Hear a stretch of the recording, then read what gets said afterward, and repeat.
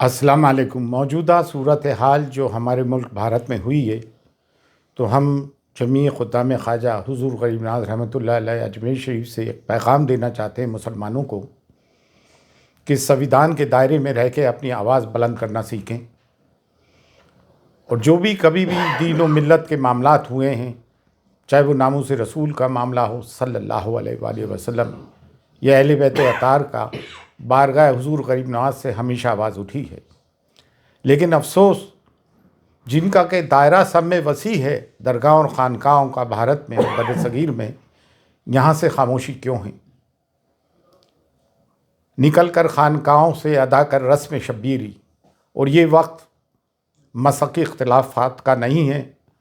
مسلکی اختلافات کو درکنار رکھتے ہوئے، بالا طاق رکھتے ہوئے ہمیں قوم و ملت کے لیے آواز اٹھانی ہے۔ بے شک ہم اس چیز کی سخت مذمت کرتے ہیں جو مہرولی شریف میں بابا قطب الدین بختیار کاکی رحمۃ اللہ علیہ کے قرب و جوار میں جو 700 اور 800 سال پرانی مسجد، مدرسہ، قبرستان ڈھائے گئے ہیں، ہم اس کی سخت مذمت کرتے ہیں۔ یہ اس دور کے قبرستان تھے جو بابا قطب الدین بختیار کاکی، جو حضور غریب نواز کے جانشین ہیں، ان کے ہم اثر تھے، خلفاء تھے اور مریدین تھے۔ اتراکھنڈ میں جو کچھ ظلم ہوا، 14 فروری کی تاریخ تھی کورٹ کی، اس سے پہلے ہی آ کے نگر نگم نے سب ستیہ ناش کیا۔ باقاعدہ مشین گن چلائی گئی مسلمانوں پہ اور ظلم و مظالم اٹھائے جا رہے ہیں۔ ہمیں وہ UCC برداشت ہی نہیں ہے جو ہماری شریعت میں مداخلت کرتا ہو۔ بریلی میں جو توقیر رضا خان صاحب نے آواز اٹھائی، سویدھان کے دائرے میں رہتے ہوئے جیل بھرو آندولن کا آہوان کیا، جو گاندھی جی نے برٹش پیریڈ کے وقت کیا تھا، وہ بھی ایک سویدھانک طریقہ ہے۔ ہم نے اس کی بھی پرزور حمایت کی ہے۔ اور مفتی سلمان اظہری صاحب کو جو بندی بنایا گیا، ان پہ کیس لگایا گیا، ایسی انہوں نے کون سی بات کر دی تھی؟ اور ATS کو اس میں حائل کر دیا گیا۔ جب بھی کوئی مسلمان کوئی اپنے حقوق کی آواز اٹھاتا ہے، اپنے پہ ہو رہے ظلم کی آواز اٹھاتا ہے، تو اس کے تار پاکستان سے یا کسی بھی ٹیررسٹ آرگنائزیشن سے جوڑنے کی کوشش کی جاتی ہے۔ صبر کی، سہنشیلتا کی ایک انتہا ہوتی ہے۔ گزشتہ 10 سال سے میڈیا اینٹی اسلام اور اینٹی مسلم اس پر کارمند ہے، لوگوں کے دلوں میں زہر بھر دیا ہے۔ میڈائیول پیریڈ میں تاریخ میں کیا ہوا، ہسٹری میں کیا ہوا، اتہاس میں کیا ہوا، اس کے ذمہ دار ہم قطعی طور سے نہیں ہیں۔ پارٹیشن کے ہم ذمہ دار نہیں، پھر ہمارے پر یہ مظالم اور ظلم کیوں اٹھائے جا رہے ہیں؟ ہندوستان میں ڈائیورسٹی ہے، تمام پھولوں کا ایک گلدستہ ہے، صرف ایک گیندے کا پھول ہی کیوں؟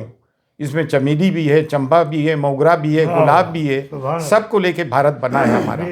سویدھان ہمیں حق دیتا ہے، اور اب کوئی بھی نگر نگم کا بلڈوزر غیر قانونی طور سے ہمارے گھروں کو بلڈوز کرتا ہے، تو سب کے سب میدان میں اتر کے آؤ اور سویدھانک طریقے سے اپنے لوگوں کی حفاظت کریں۔ یہ بلڈوزر کی راجنیتی انہوں نے اسرائیل سے سیکھی ہے۔ پھر نیالیہ کس کام کے؟ عدالتیں، کورٹ کس کام کی؟ اگر تمام کام نگر نگم اور پولیس کر لے گی تو پھر عدالت کس کام کی؟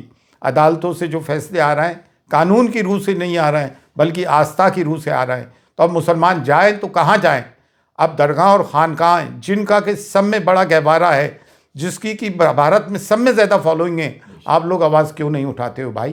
بارگاہ غریب نواز جو کلیدی درگاہ ہے، جب یہاں سے آواز اٹھ رہی ہے تو آپ لوگ بھی آئیں اور کھل کر اپنی آواز اٹھائیں۔ یہ نہ سوچیں کہ میں خاموش رہوں گا تو بچ جاؤں گا، نہیں، یہ ہم پہ یلغار کر دیا گیا ہے، اور سویدھان ہمیں حقوق دیتا ہے کہ ہم اپنی بات کو سویدھان کے دائرے میں رہتے ہوئے ڈیموکریٹک طریقے سے آواز اٹھائیں۔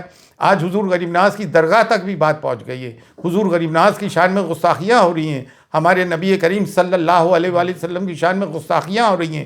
کب تک مسلمان برداشت کرے گا؟ اور اگر مسلمانوں کی عبادت گاہوں پہ بلڈوزر چلنے کے بعد بھی مسلمان چپ ہے تو اس سے بڑھ کے مرداری کیا ہوگی؟ لیکن الحمدللہ اب مسلمان جاگ گیا ہے، ہم سب جاگ گئے ہیں۔ بارگاہ حضور غریب نواز سے بھی صدا بلند ہوتی آئی ہے، اور اب پرزور بلند ہو رہی ہے کہ اٹھو اور اٹھ کے ظلم کے خلاف آواز اٹھاؤ۔